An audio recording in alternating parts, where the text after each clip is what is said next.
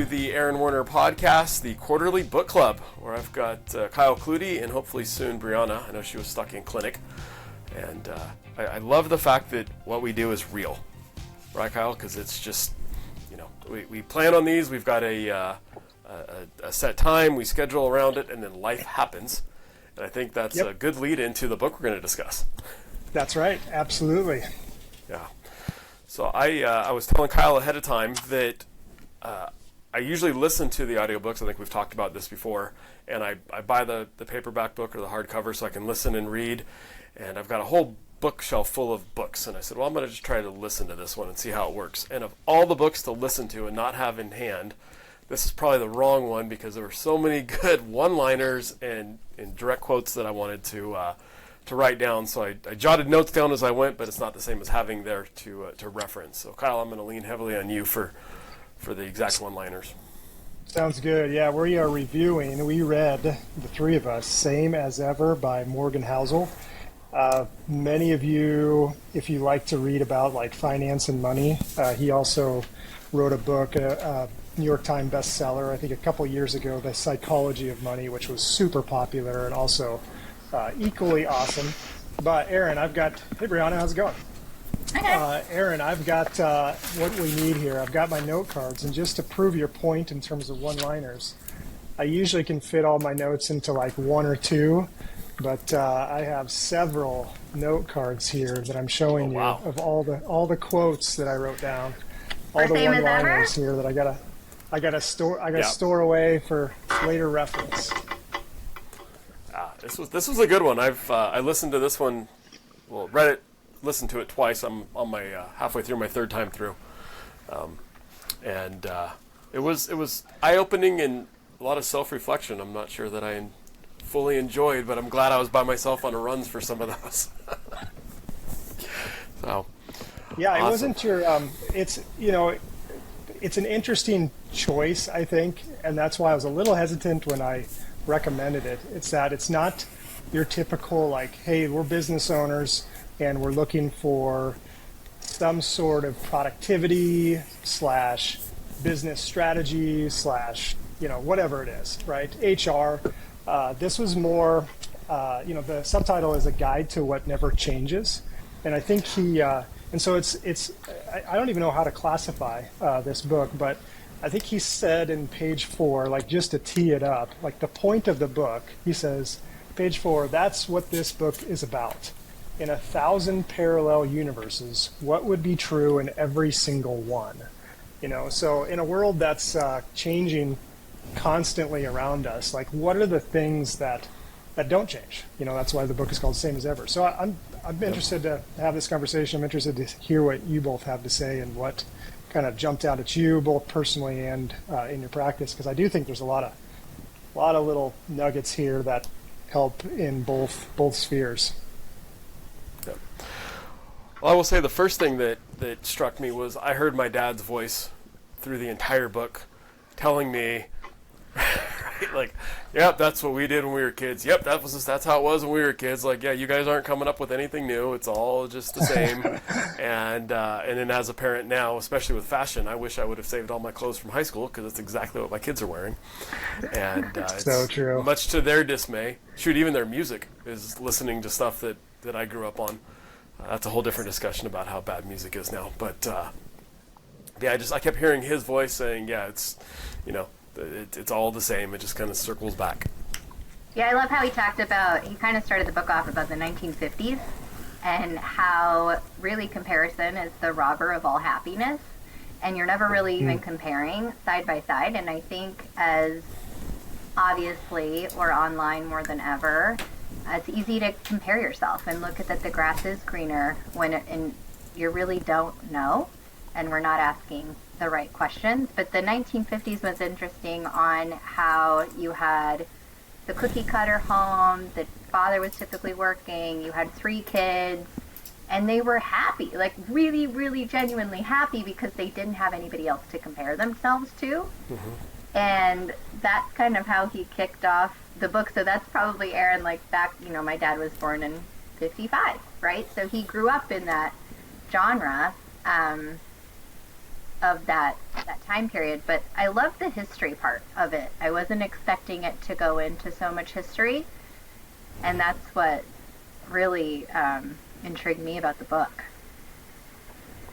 Yeah, I love that part as well, especially the we might be jumping ahead, but when he talked about the Martin Luther King "I Have a Dream" speech, right? It's we see things as they are, but knowing the backstory and knowing how they got there is really interesting. Yeah. And I felt a lot of the book. I typically like data. Right? I like to look at the numbers. I like to look at the spreadsheets, which was part of the gut punch, because there was a lot of talking about how the spreadsheets and the numbers don't tell the full story. Right? It's this. I think there was a line in there that said that the best story usually wins, and Yes. And how they referenced the Vietnam War, where on paper it looked like everything was going great, but hearts and minds weren't won. And when you looked at the emotional side of what was happening and the people that were involved, it wasn't winning, and we all know how it ended up. So that was interesting for me. A lot of self-reflection on making sure that the numbers are important, but having that pulse on or the temperature of the emotional part and the story part. The number side to I it think, too. Okay. No, go ahead. The number side to it too was where he said we're really, really bad at small numbers, and we're really, really bad at really big numbers. And because you can't really see it. But when he broke the miracles part down, where he's like, miracles happen every day because you do literally 1 million things a month, I think he said. So it's like when a miracle is 1 in a million, like everybody has a miracle a month. Do you guys remember that part? I was like, oh. Yeah. That's where it's the mind exploding emoji. Those so many times like that's what happened when I was reading that. Like, oh wow, that he's right. Yeah.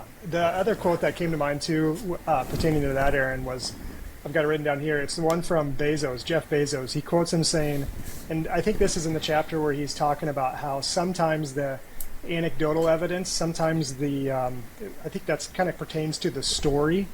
Is actually more true than what all the data actually says. And he quotes Jeff Bezos. He says, Jeff Bezos says, "The thing I have noticed is when the anecdotes and data disagree, the anecdotes are usually right.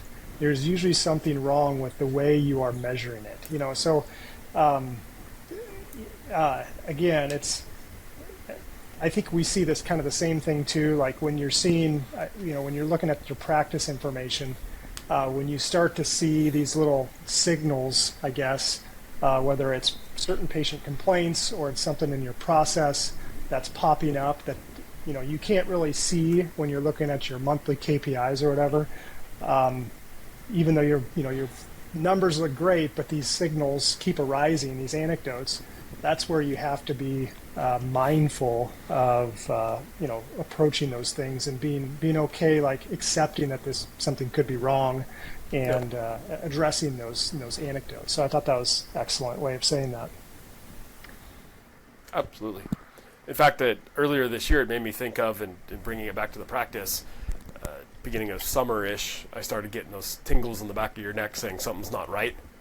Specifically for us, it was in the optical. It took me about another 5 weeks going back and looking and realizing that, I was looking too narrow. Once I backed away, I saw it, but our mid-tier capture rate was dropping.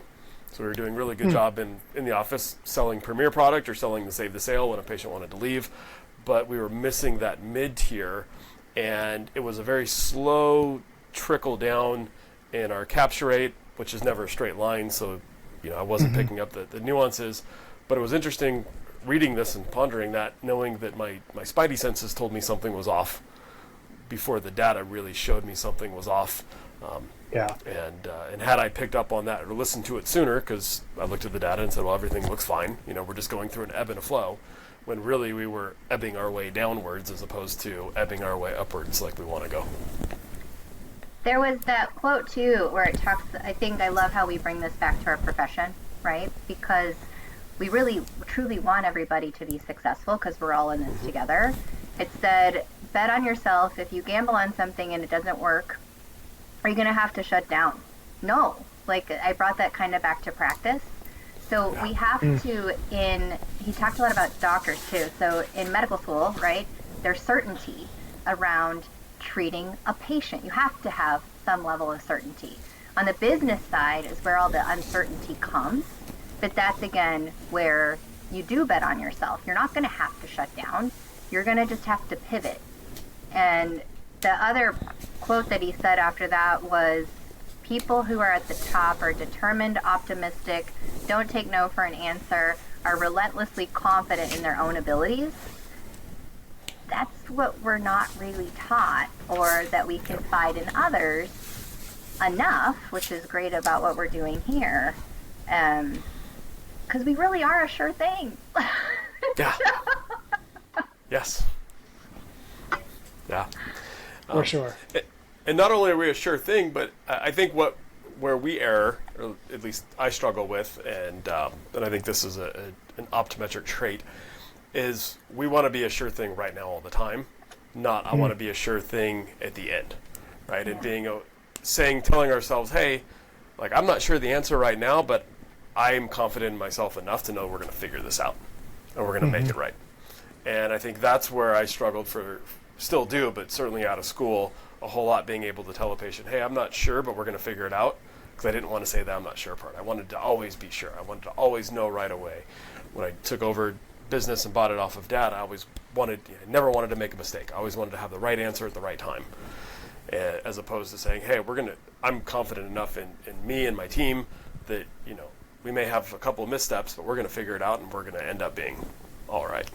So that was the quote. Logic is invented by man, and trying to turn it into a math problem is hard. But we're going to figure it out. We're going to get that math problem. The other quote there, I think it's the same chapter. He quotes Robert Greene, which I think he has another. There's another quote by Robert Greene in the book that's great. But this one is, he says, the need for certainty is the greatest disease the mind faces. And I think that's pertaining to what you're saying, is like, so yeah, I'll say it again. The need for certainty is the greatest disease the mind faces. And you can apply that to so many aspects of our lives, just personally and professionally. And I think the mind, in my, I guess, experience, the better I am at handling uncertainty, like addressing how much, like, hey, just realizing that, like, life is uncertain, and really every decision I make is just based upon a degree of certainty. And even in the clinic, like, no treatment is 100% certain, right? Yes, a -3 lens. About the most certain thing we can do is obviously, fitting a pair of glasses for patients. But even that's not 100%, certain. But everything we prescribe therapeutically, there's a degree of certainty there. And what I think helps you be a good clinician is realizing, like, the scales or the degrees of certainty that each therapy that you're prescribing has, and then being able to communicate that degree of certainty in a way that's, like, well received by the patient, so they understand, like, hey, this isn't gonna, this isn't 100% chance that it's going to treat or cure you or manage this condition, but I feel confident enough. That's what you're talking about, Aaron. We're trained well enough, we're positioned well enough to know, like, that we should have the confidence and experience to make the decision despite the uncertainty. And I think that's where, like, tons of experience has to take you to that position where you're comfortable in those situations. Yeah, and that brings it to what he said about the heart.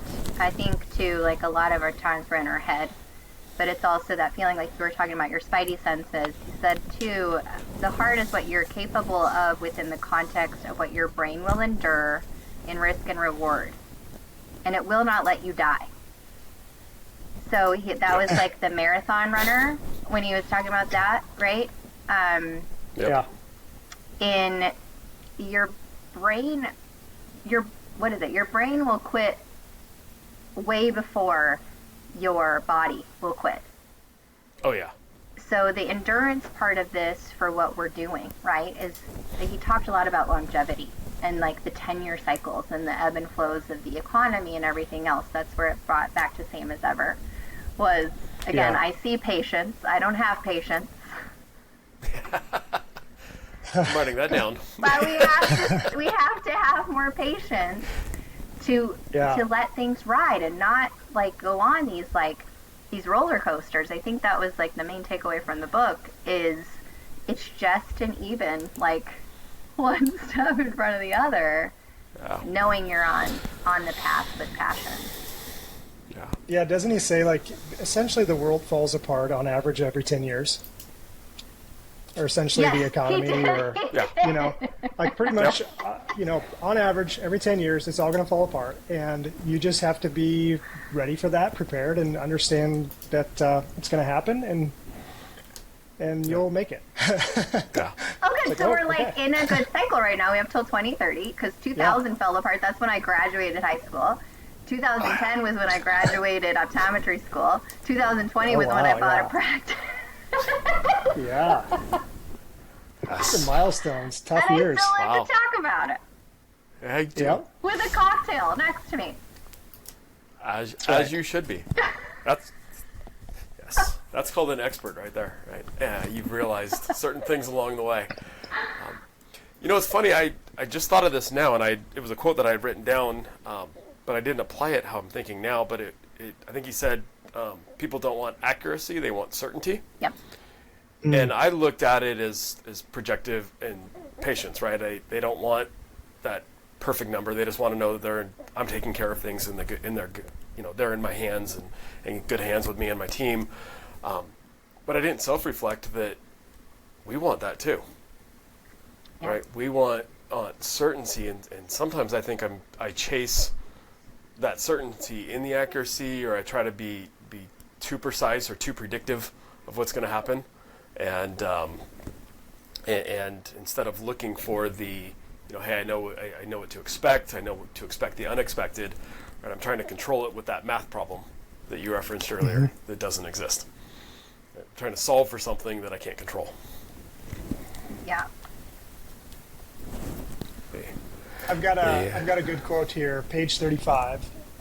This is one where I remember reading this out on my deck on a Sunday afternoon and just thinking, wow, that is, I need to apply that right now. So I'll read it here. It's put as much effort into managing expectations as in changing circumstances. So put as much effort into managing expectations as in, or even more than changing your circumstances. Essentially, I think the chapter was talking about how much we, you know, really we have way more control over our expectations than we do our circumstances oftentimes. And our expectations are what really primarily drive our like perceptions of happiness, our perceptions of how well we're doing, our perceptions of like how far we've gone, right? I was thinking in the framework of my practice, in terms of my expectations, sometimes, you know, we all want to grow and we're growing, but your expectations are, I don't know about you both, but mine are like so over the top sometimes for my practice. You know, our Omaha location is about 5 years old now, and we're doing great, we're growing, but sometimes you just think like, man, I want it to go faster. I don't have the patience. I want it to keep going, but then you realize, you kind of step back and you look at, okay, who am I comparing myself to, right? Or go back to what we talked about last time, you know, in terms of the gap and the gain too. You can think about kind of applying some of the same mindset. But I thought that quote was super helpful for me. I like that. And that goes along with what was the gentleman who lived to be 99, Morgan Housel, right? He said the first rule of happiness is low expectations. It's so true, though. Yeah. And I think like what we do as high achievers, high motivators, right, is we keep moving the goalpost. And that's what I've been doing really over the last year, just through the books that we're reading, through communities that are coming together, is doing that work, like understanding what happiness means to you, not comparing it, because we are he said too, like social media is just a performance. I hate it. And the other thing too with COVID, if we look back on it and reflect back on it, he's like, it'll just be a blip in the history books, right? Just like every other thing, you know, between the 1920s and the 1930s, and then he went through all the decades. But he said stress focuses your attention where it needs to be focused. It kills procrastination, and it takes what you need to get done to do it right now. And that's, if we look back on those 2 months that we got to close down and get laser focused, we all came out so far ahead. And I'm seeing, like, I don't know about you guys, but our practices grew really over those last 3 years, and now we're kind of like we've teetered out a little bit. So I think it's time. Obviously, there's resting periods and recovery periods, and that was a tough time for everybody. But I think we're kind of in that recovery still, and now it's time to kind of get out of that and get focused again. What did he say? He said like keep running. What was that? I forget what chapter that was, but towards the end, basically just like the mindset of like you have to keep going. Yeah. You know, just keep running, keep moving forward, keep progressing, because there's never like this arrival that occurs, right? Because the second you do, that's when companies like he gave I love the I forget where it was, but he talked about Jerry Seinfeld, and he talked about how Seinfeld, when he was asked like why he quit when he did because he was at the top, Seinfeld responded with something like, "I didn't want to know what it felt like on the way down." Down from the top. And I thought that was really, obviously that's a great Seinfeld quote because he's always super witty and profound like that. But you realize everything has peaks, ebbs and flows. And so you have to realize like all the companies that have been, he listed off tons of companies like Motorola, Staples, Best Buy, they all had these big peaks. But they all eventually they stopped innovating, and they kind of rested on their laurels. And eventually, somebody else who was running harder and faster, or who was running, kept running, overtook them. So it's a good reminder just in our practices, like just to keep going, right? And it's probably best and wisest to continue to push the lever in terms of growth. Right. Absolutely. In fact, Mariana, who's awesome and in the background making sure all this runs well. Before we went live, we were just talking about the pink Motorola Razr, and talking all through technologies. And I didn't have the pink one; I did have a silver one, but I remember standing in line to get that because you had to have it. And if you didn't have it, I don't know what bad thing would happen to us, but I didn't want to find out. And I don't think this quote was in this book, but it talks about it. It made me think about it frequently, that hard times create strong men, and strong men create good times, and good times create weak men, and weak men create hard times. And I to your point, Brianna, the 2020, we buckled down, we tightened up, we got creative, we got inventive, and we prospered from it. And I think I can feel it in myself, just personal life and in the practice and whatnot, that it's easy to step back and go, we made it, and sit. And then I felt it. I talked to the story a little bit this year when I saw our capture rate going down, just not being as vigilant, not being on top of, not being as creative and inventive and whatnot, that it's hard to enjoy that good time, but not relax in that good time. Yeah, there was the chapter where he said the wonders of the future, and he said it always feels like we're falling behind.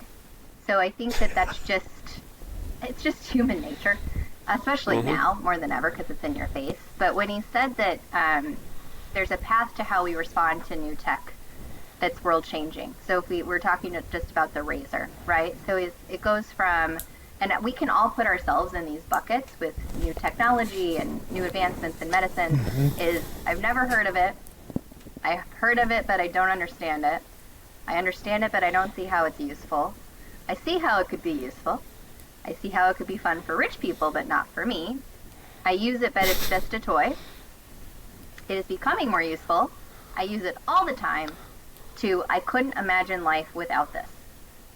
So if we look at our profession, we could all go in one of those buckets. Yeah. But we all wait sure. till like the end. I'd love us all to just like see where you are, move up one on that rung, and we would be unstoppable. Yeah. Well, I will admit in our little confessional that when it comes to AI, I'm earlier in that. No, I'm not. I'm waiting on the really smart people, the Haley Perrys and the Chris Wolfs and Kyle. I hope you're going to jump in here because I'm going to grab onto your coattails. But I can see where it's useful. Yeah. But I get overwhelmed. My anxiety goes up, and I'm not someone that. I mean, I think I can tackle anything. The house next door catches on fire. I'm grabbing a fire extinguisher and running over there. I don't get anxious. You start talking to me about AI, and I get sweaty. Yeah, AI, that's a really good example of that. I was just trying to think of other pieces of equipment or other tests or, diagnostic tests that we run or pieces of software or whatever it is. We have in our profession, we have the early adopters, the people that, they just see something new and they're just grabbing onto it. I don't define myself as an early adopter at all. I'm usually waiting for the early adopters to figure out the kinks and the bugs. And I'm usually the next in line. yeah, exactly. There should be a fee for that. Honestly, by the that's way. where I sit as well. I sit that way with AI too, though, Aaron. I don't feel like I use it here and there, and I understand, I get it, I understand the value of it, but I'm still kind of like that. It is a little bit overwhelming trying to figure out like how do I master this. What exactly do I use it for? So part of the AI conversation, I think we can kind of talk about this for just a second because I think there is a lot of anxiety around it. We use it we use it every day, not even knowing that it is. Mm-hmm. The thing that people are, if a company has to tell you that there's AI in their product, that's the wrong category, I think, to put it. But the whole thing about technology, right, building Dr. Contact Lens, it's just about the use case. So it's all about the user story. So what started Dr. Contact Lens, right, was I want, as a doctor, to be able to send my patients a digital copy of their prescription and allow them to order. That was it. It's one sentence. That's what everything's built on. If you look at Amazon, I want people to be able to ship books and not have to go to a bookstore. That was Amazon. So if you look at every huge tech company, I want, Microsoft, I want everybody to have this, be able to do this on a computer. It's just the user story. So if you back it down, that's the simplicity behind it. Then all the technical stuff comes around it. So it's the jargon that we get nervous about. It's the uncertainty. We all want certainty, right? And that comes, but it's just the user story. Is that helpful? Wow. Yeah, well, That's you good. just summarized Simon Sinek's Start With Why much better than I learned from him. I would agree with that. Yeah. Wow. So it's looking at our EMR systems, right? Could I ask 10 questions that would allow me to understand if this patient's going to progress with their diabetes?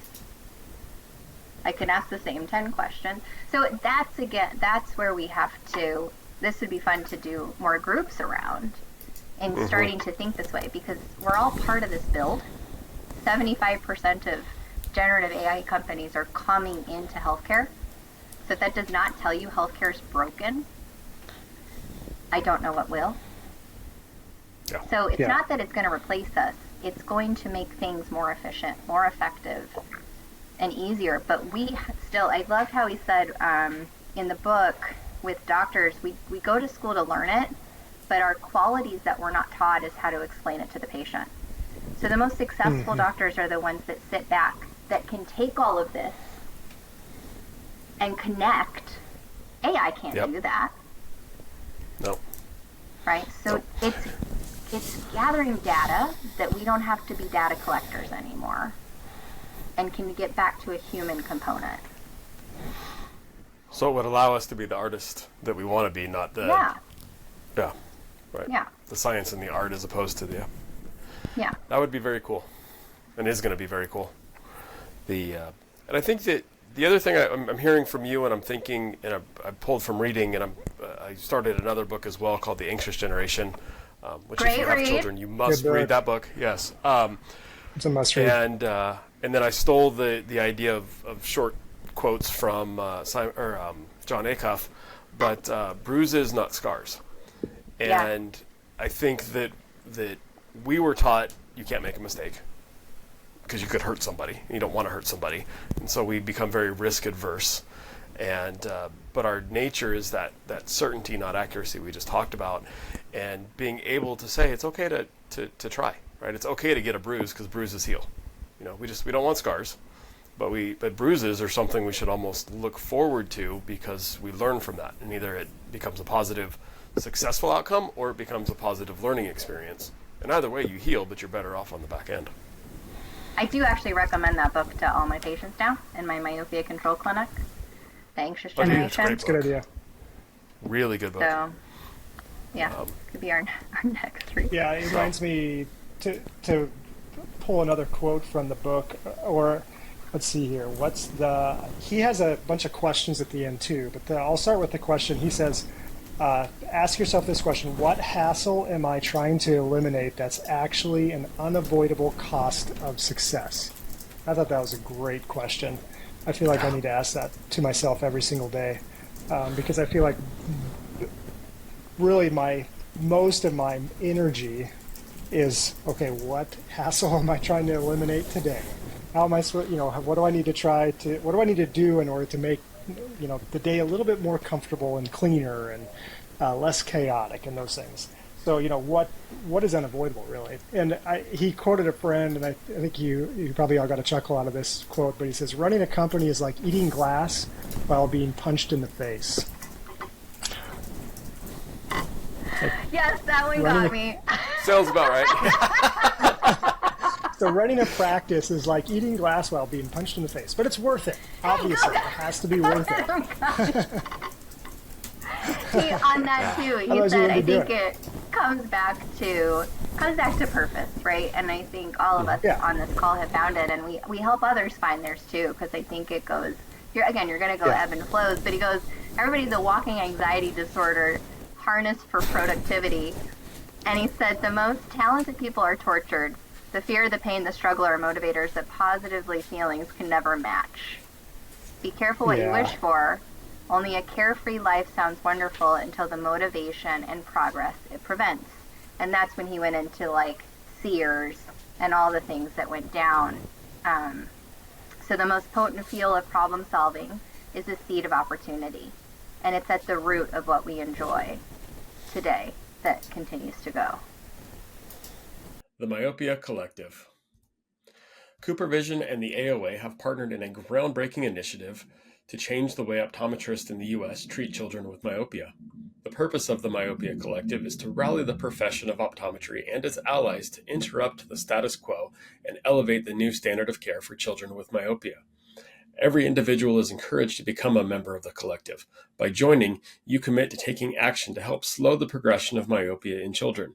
You'll receive updates and information about the collective and its work in the fight against myopia, gain access to educational opportunities and resources offered by the collective, and hear from change agents, the ambassador optometrists selected to serve as advocates for community and policy change that facilitates the mission of the collective. Scan the QR code or click on the link in the show notes to join the collective today. In the past, our focus revolved around prescribing MacuHealth or MacuHealth Plus to patients at risk of macular degeneration, while also recommending it to collegiate and professional athletes for enhanced contrast sensitivity in sports performance. However, this year's introduction of the Life Meter has been a game changer. The Life Meter revealed a concerning truth. Many of my patients have alarmingly low skin carotenoid levels, indicating potential deficiencies in essential body tissues like the retina and brain. Supported by over 30 peer-reviewed publications, LifeMeter's accuracy, consistency, and effectiveness has been demonstrated across 2,000 subjects with diverse backgrounds. With this newfound insight, I can now have meaningful conversations about carotenoid levels with all of my patients, even those who may seem outwardly healthy. To learn more about this empowering technology, feel free to contact your MacuHealth representative or click on the link in the show notes. Together, let's optimize patient care and elevate their well-being. Good stuff. That was good. I really liked, too, when he talked about, drawing a blank on the scientist's name, Albert Einstein, quote, when he said that when he had a mental block, he'd lay down and just stare up at the ceiling, or he would go for a walk, which is the opposite of what I do. Right? When I'm at a block and hit something, I double down and try to work harder. And maybe it's the black coffee that's driving me, and that anxious and burning in your pit of your stomach, or trying to drive the stress-induced, up against the timeline.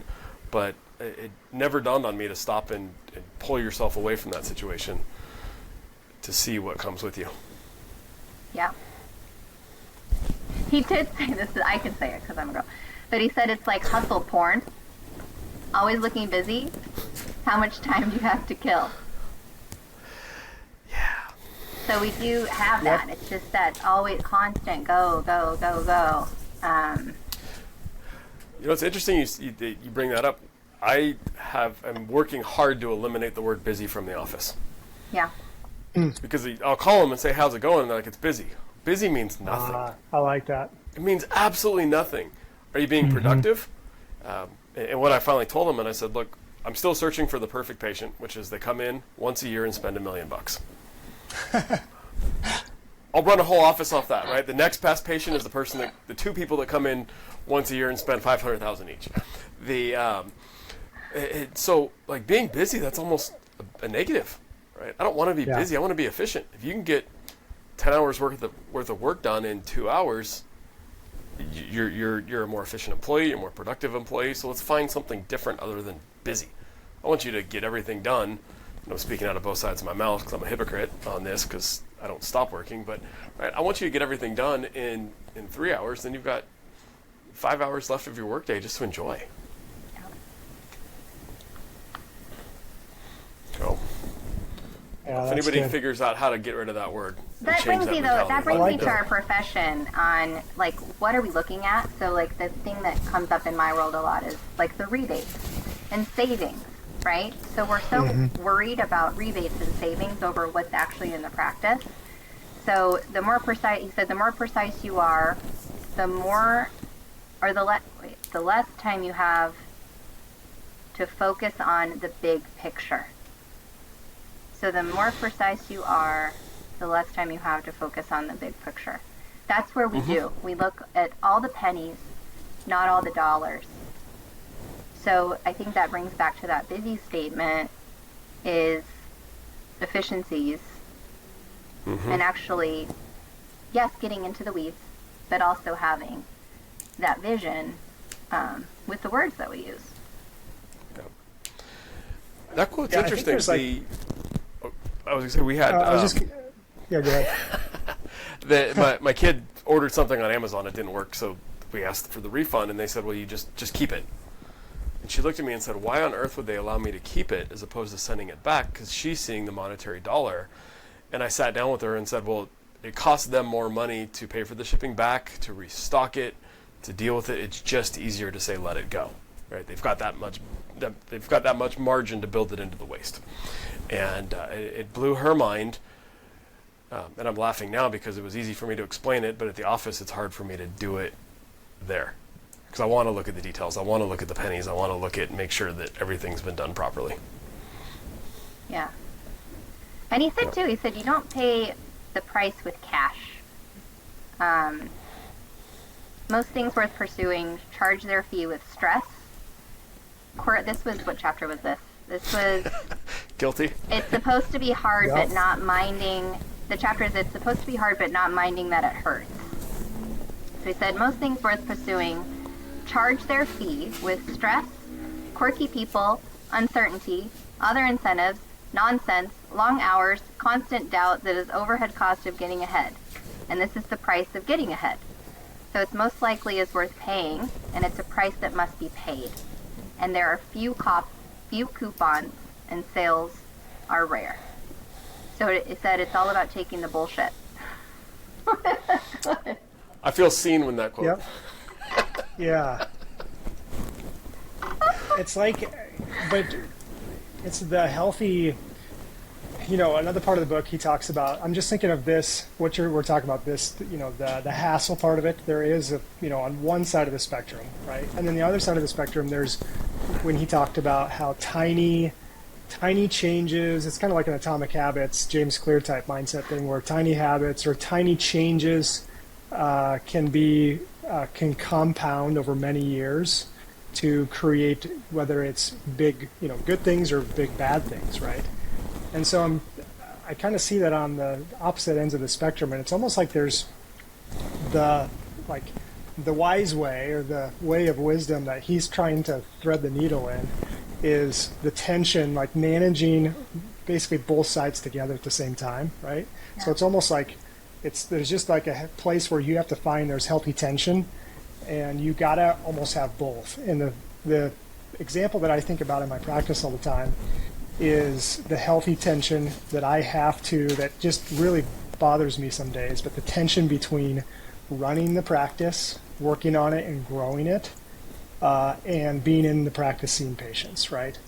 And I think there has to be a tension there. The other tension I feel too is just as I get to speak and lecture across the country at other locations and other events, there's a tension between I really enjoy doing that and producing those lectures, but the more I do of that, the more I realize that I take the foot off the gas at my practice in terms of pushing people, holding people accountable.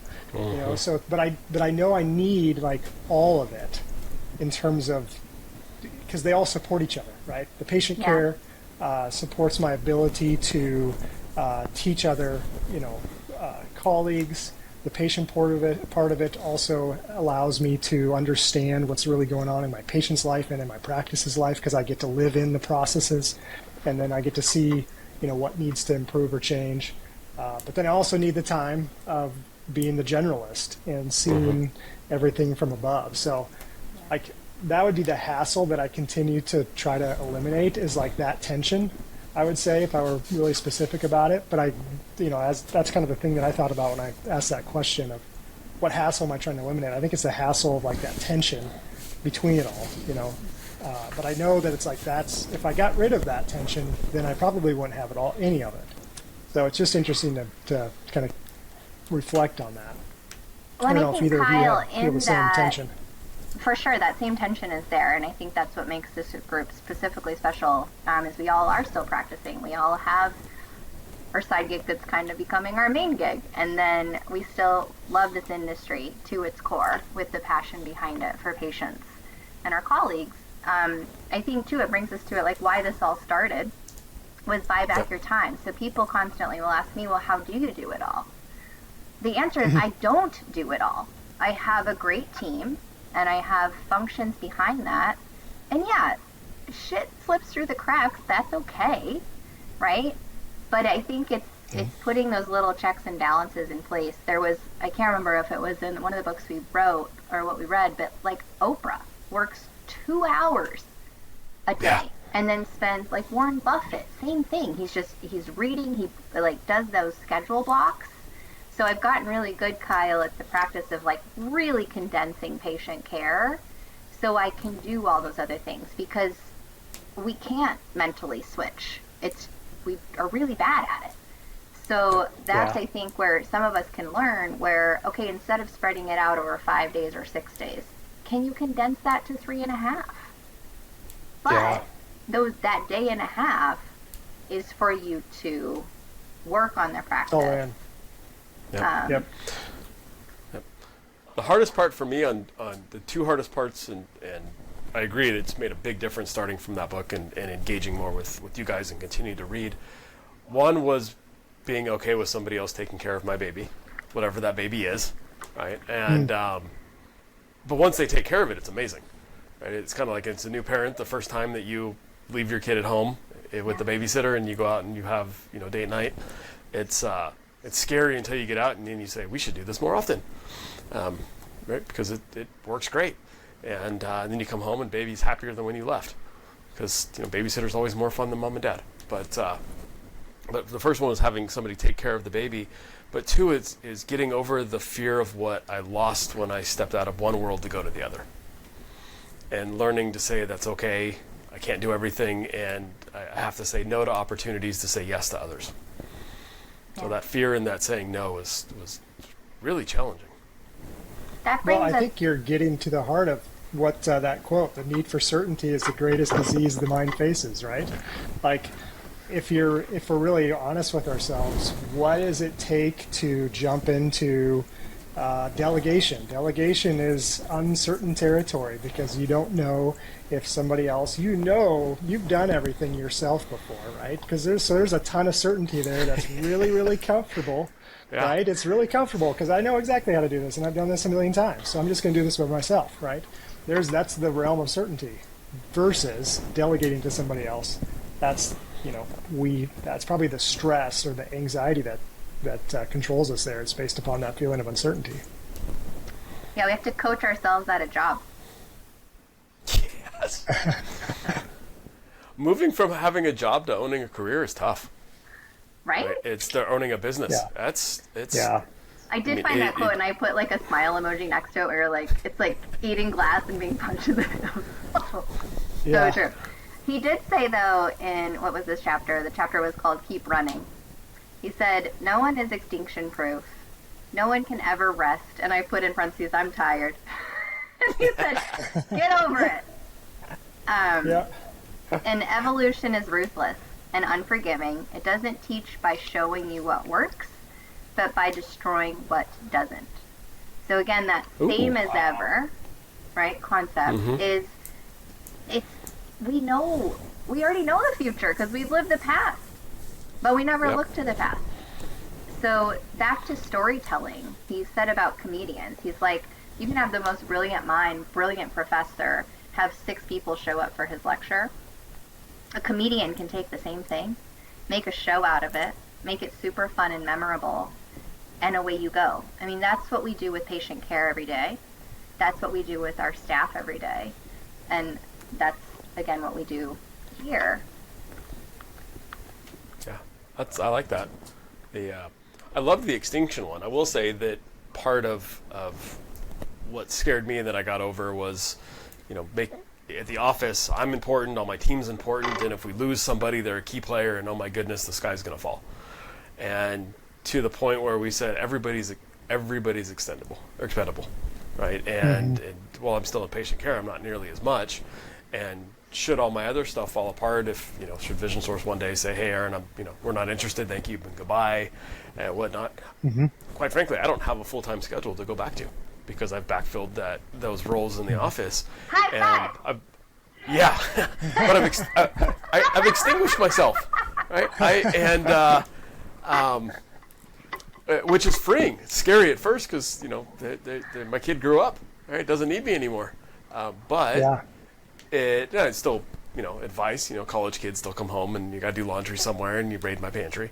But it's interesting and freeing to know that I don't have to be there. It's okay. It's going to be fine. It's going to be productive. It's going to do really well. And quite frankly, it's doing better than if I was still there pulling all the strings and micromanaging. But extinction is a cool place to be. I like that. Sometimes. I like that. I don't want to extinct. I don't want to go extinct yet here, but there was the other chapter was the power of incentives, and I think that comes to both managing our teams, managing ourselves, managing reps, managing circumstances. He said, I can't remember who he said wrote the book, but it was 3 ways to being a professional writer. So you lie to people who want to be lied to, and you will be rich. Tell the truth to people who want the truth, and you will make a living. Tell the truth to people who want to be lied to, and you will go broke.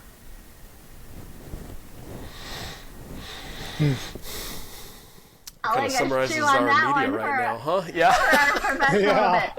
But it said, people follow incentives, not advice. People don't follow logic. And he said, Benjamin Franklin, a quote from him, he said, if you were to persuade, appeal to interest, not to reason. Yep. So that goes for incentives for our teams, incentives that we put on ourselves in managing the business. And then ask yourself... That falls in the whole purpose thing, right? Yeah. Which of my current views would change if my incentives were different? Ooh. So it's hard to change that incentive, and that was the medical school quote was in there. Medical school doesn't teach you the difference between medicine. Medicine's a biological science. A doctor is a social skill, managing expectations, and that brought me to like managing insurance, managing the disease, managing the patient, and everything that goes along with that. I find that question really helpful when I think about the things that I offer to my patients. Like if thermal pulsation, IPL, and every myopia management treatment gave me no income, right? If I did not get any sort of out-of-pocket, I'm not feeling comfortable where you're going with this right now, Kyle. would I still recommend it? Right? Would I still recommend it? Would I still be as aggressive as I am with IPL for my inflammatory telangiectasia patients with MGD? Would I still be as aggressive with, you know what I mean? So I think it's just a super helpful question. And you realize, like, what do you really believe about those things? And and you know my high horse a little bit on this, Aaron, about our profession and like doctors making recommendations to their patients and teaching other colleagues in a way that is trying to really, we need to, my view is just like we all need to be not just aware of the incentive structure, but we need to like be full disclosure of the incentives and more than just a disclosure slide, you know. And I think that would be helpful. And not that we're trying to like expose anybody or anything like that, but I just want to know so I can make the best decision about a product, right? And I think it's helpful for everybody to understand those things. But yeah, that's just like, would I really prescribe this? I think I would. I would still prescribe those things just as much as I do. But I think it's helpful for you as a clinician to kind of think about those things as like, how much is this really affecting me? How much is this new piece of equipment, because of its awesome reimbursement rate through Blue Cross Blue Shield, the highest ever, how much is that incentivizing or persuading my, my view of how well this is working for X, therapy or X disease? Yep. We have a lot of those in our profession, right? Oh, absolutely. And it's hard to be completely altruistic because you need to have those relationships and you need to be able to work with the right products. In fact, Chris and I have long talks on, the few sponsors that we will have as sponsors to his podcast and my podcast, the whole show, because it's not about taking a sponsorship opportunity. It's about making sure that the people that we engage with, the companies that we engage with, we believe in. And the minute that changes, the relationship's over. And so there's a lot of conversations behind the scenes saying, is challenging. Is this still the right opportunity? Is this still the right relationship? Is this still something that it's not going to influence anything we're doing because we already believed in it, we're already engaging with it, and this just comes along secondarily. And I think that's important for any of us, not just in the practice, but as we talk to colleagues. I've turned down a number of speaking opportunities because it was for a company that I didn't feel comfortable speaking with, and for one reason or another. And I sleep better at night, and I know, Kyle, you and Brianna, both are the same because we've talked about it. But I think that's important to be aware of. Well, it's said in the book too. We all know that quote. It takes 20 years to build a reputation and 5 minutes to destroy it. So that, and unhappy people scale faster than anything. So again, I think we go back to incentives a lot, where the incentives, they do matter, but really ask yourself that question: is, if this incentive went away, would my view change?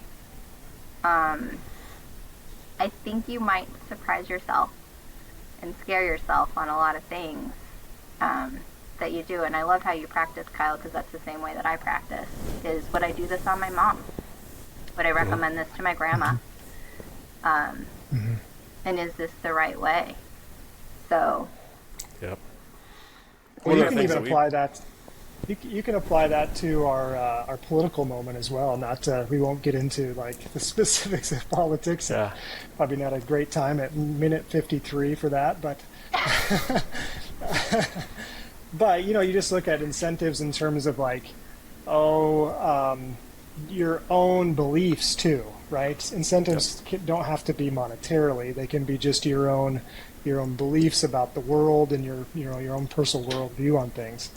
If your worldview was different, would you still have the same views? Would you the incentives on believing a particular candidate or believing a particular policy platform were different for you personally? Would you still hold that view on that? So, it's just such a great question to ask yourself for so many aspects of life.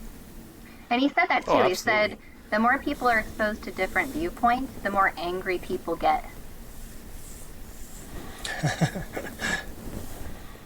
So because I think you have to, then you recognize that you might be wrong, and that's a tough place to be. It's a really hard place to be. It's a really hard place to be. I will share, and then I've got a listener typed in something that was really good, so I'll read that in a minute. But at the very end of the book, he talks about the different perspectives, right, and understanding what others have lived through. And I think I've mentioned it before. My wife and I are very different politically. We come from very different backgrounds. Our professions are very different, right? I'm entrepreneurial. She's a public school teacher, and frequently we'll get asked by friends, "How are you guys, together? How do you have this relationship? How do you talk to each other?" And what's interesting is understanding the other side and listening has opened so many doors, has opened so many minds, has opened so much opportunities, and I'm kind of jealous of my kids because they get to grow up seeing all sorts of different ideas and philosophies and being able to pick and choose what they feel is best from all of those. But it's really interesting just asking somebody when I've gotten into a debate over whatever, hey, help me understand where you're coming from, and then I'll share where I'm coming from, because that has lowered so many walls. I don't got to convince you, just if you've got a different background, if you came from a super poor family, if you lost your house in a fire, if you've lost a loved one for XYZ reason, it's very different than if you haven't had that same experience. Yeah, it's a great point. So let me read this. Trevor wrote in. This is fantastic. He said, "Love the book. Thanks for bringing it to my attention. You are welcome." Well, I can't remember if it was Kyle or Brianna that suggested it, but one of you two get to take the credit. Kyle, good job. The links between expectations and happiness was so well put. I love the idea that we are terrible about predicting the future and that we will not know the next thing that disrupts the whole world. Ain't that the truth? Right? But it happens every 10 years. We keep making it around, and we keep making it through and adapting somehow. The one thing I took away is the importance of, quote, think time, and how that is something that is needed in a lot of roles today and can be more difficult than just trying to constantly stay busy. Right? I got to figure out when to put that think time in my calendar and just call it that. Think time, put the phone on Do Not Disturb, maybe even go for a walk, right? Yeah. And turn everything off. Yeah, that's good. Thanks for that comment. So. And Kyle, something that you said at the beginning, kind of that pull effect, he said, a mind stretched by new experiences can never go back. So when people have different experiences, they'll talk over you. So Aaron, I love that you can really put on that listening arm. We should do that more in patient care. We should do that more with our friends. We should do that more with our families. We should do that more with our staff. And it comes to asking better questions. I think that's what we've talked a lot about before. And at the end, he says, when you focus on what doesn't change, you stop trying to predict the uncertain events. And that's what our listener just said. Absolutely. And speaking of listening, Brianna, you gave me this advice, and I used it yesterday. Oh God, what is it? No, it was good. I had a staff member say, "Hey, I want to talk to you," and she pulled me aside, and I could tell it was one of those, like we're going to be here for a minute conversations. And we started getting into it, and I felt myself immediately go to, I'm going to fix this, I'm going to solve this. Right? I went in full dude mode, and then I heard Brianna right here. And so I stopped myself and I said, this is going to sound really weird and awkward. It's going to sound like it's not for me, but is this a do you want me to listen conversation? Is this do you want me to give you some advice conversation? Or is this, do you want me to solve a problem conversation? Because I'm really good at the last one, right? And I'm already going into that. But I'm going to pause and pull back and say, which one do you want? And she goes, wow, I don't know. I said, well, think about it. So she was quiet for probably 10, 20 seconds and said, I think I just want advice. And I said, okay, cool. Then I'm just going to shut up until you've said everything that you think I need to know. I'll ask whatever questions I want, and then I'll leave advice, but I don't want to know what you're going to do with it. And it changed the entire tone of the conversation. And part of that was helping when she was sharing, well, why did it come this way? Why do you think it is? Help me understand what's going on in your head to see where you're coming from and your perspective. So it was really neat going through that, and now I'm afraid that they're going to expect every conversation with me to be really long and drawn out. But it was really helpful advice, but understanding what we were going into, what the backgrounds were, and what experience and what everybody wanted. And think how much more she took away from that. Yes. Yeah, I think it was different. It went from being a what I think we both thought might have been a challenging conversation to a very productive and positive and happy one. Oh, that makes me so happy. Yeah. So, and if they're listening, I'm not sharing anything. If my other teammates are listening, like it has nothing to do with you all. Yeah, everything's good. It's good. So. Yeah, Awesome. I was kind of nervous because when you recommended this book, we were talking about hacks when we read books. So I listen and then I take a notes section. So I have just a scroll of notes, right? You can't even see it. But I went to the productivity game. I shared that link with you guys, and he said he totally missed the mark on this book. I don't know if you guys watched it before you read it, because then when I read it, I was like, no. what? That's not at all what it said, because it talked about Houdini, right? He wasn't prepared, and he died because he got punched in the stomach, but he was prepared and then not prepared. And then he gave two other stories, and I was like, huh. So sometimes these hacks are great. Sometimes, again, the writing, you do have to listen to and read these books. Just the cliff notes, you can get the gist of it, but it's all the little nuances that come up in these books. Yeah. It's the nuances, and it's the conversation I have with myself in my head. And giving yourself the time to have the conversation in your head. Yeah. Yep. So that's why I like listening when I'm running or when I'm doing something where nothing else can distract me. Mm-hmm. And the hard part is I don't have my notes when I'm running. So tried. Yeah, that is hard. Sweaty. I'm a sweaty runner. But yeah, this is one where I felt I was putting the book down and repeating quotes to my wife quite often. And I was thinking too, I was kind of joking in my mind, or I was thinking about you two as I was reading certain parts of it too, of there's one chapter about, and a lot of it is a really kind of finance, about finance, because he's a finance guy. So a lot of it kind of comes back to the markets and those types of things. But I was wondering, after you read the book, did you consider, or maybe you are, because part of me, as I read the book, I was like, I need to have more in savings in my practice. I know that there's the rules of thumb on, hey, you should have 2 to 3 months operation expenses in your expense account and maybe some savings. But as I was reading, I was thinking, according to him, I should just expect the worst. So I don't know, did you ever come to that conclusion in your mind of I think I need to save a little bit more in my practice or at home to prepare for the potential, it's okay to be paranoid, essentially, and it's okay to prepare for the worst events, right? I actually kind of took it the other way, Kyle, because we all lived through COVID, and that's about as bad as it can get. I mean, no income for 3 months, and I kept paying my staff. So I'm like, if I can make it through this, we all have access to lines of credit through our businesses at rates that are okay. We've done well. Again, like, you're a sure thing. So what I've seen in healthcare, specifically eye care, is recession or not, like, I graduated into 2 of them, right? So there's always a workforce, there's always a grit factor, and that's 99% of it, is we will always figure it out. So I think the uncertainty part again, we all live in uncertainty. But I kind of took it the other way. What about you, Aaron? Well, I split the difference. Right. Well, when has Aaron Werner been the peacemaker, right? So the write it down, folks. No, I looked and said, to Brianna's point, what's the worst that can happen?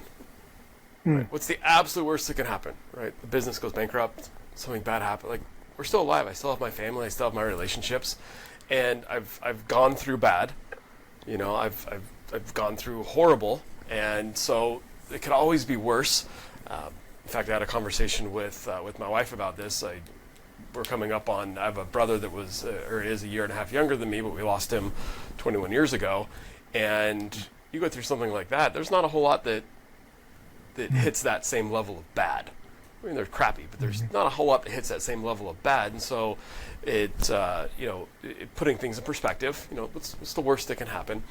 And then, but also knowing that I've done a lot of the work before. I've got a savings, right? Is it as much as I want? Well, savings never is as much as you want, but I've got the savings, right? I've got the resources. I have this skill set, and I'm continuing to invest by having book clubs like with you guys, reading other books and doing things so that when bad times come, hopefully I'm not blindsided, but I have a pretty big repertoire that I can pull from to say, hey, how do we figure this out? Right? So I don't feel like I'm just floating along blindly, but I also don't feel like I need to live in panic because, one, I think I'm pretty resourceful and I can figure it out, and 2, I've done it in the past, and I've proven to myself. So I kind of try to sit in the middle there, which is a weird place for me to be. I'm going to the blackjack table for that one. Good entrepreneur there. I love it. But I think we can also end this where the book started, where he said, invest in preparedness, not in prediction. Risk is what you can't see. And it should not make sense before it happens. What you don't see coming always is. Yeah. So. I like it. Well, awesome. We, for those who are running on the treadmill listening to this live or in recording, you are welcome. I think you got an extra mile in today. And so, Alan, thinking of you specifically, but we really appreciate these. Honestly, I think these are my favorite sessions that we do quarterly. I look forward to it, and I look forward to the conversations that we have for those who don't know. We've got a good group chat going through this, leading up to it, talking about our experiences through it, and those of you who are reading it that are my friends, reach out to me as well. I'm sure that Kyle and Brianna, you guys have similar experiences through. But it's the conversation, it's the journey that I love. So thank you guys for being a part of it. Thank you. Yeah, thank you, Aaron. Hey, if you enjoyed this episode, make sure to subscribe to us on Apple Podcasts and our YouTube channel, both linked in the show notes. Now, here's something exciting. We're giving away a 1-year subscription to Comprehensive Optometry Simplified. All you have to do is leave us a review on Apple Podcasts, take a screenshot, and email it to me at questions@icodeeducation.com. We'll put that in the show notes as well. We'll be selecting a winner on December 15th, so don't miss your chance to get access to this valuable resource. Thanks again for listening. I can't wait to see your reviews.